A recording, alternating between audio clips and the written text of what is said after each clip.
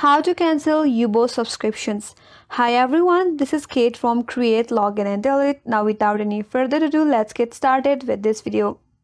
Now if you have the premium subscription in Yubo application, now you change your mind to cancel it. For that, you have a Play Store in your Android device, so you have to open up the Play Store.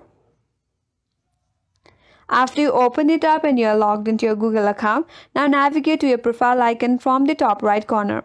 A drop-down box will pop up. From here, tap on Payments and Subscriptions. From here, tap on Subscriptions.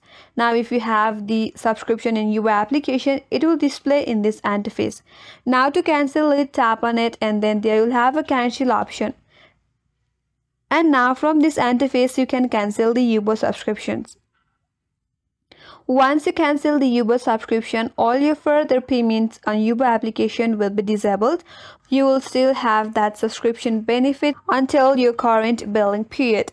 And that's how you cancel Yubo subscription, and that's all for today's video. Hope this video helps you. If you are new to our channel, make sure to like and subscribe. Thanks for watching and I will see you in the next video.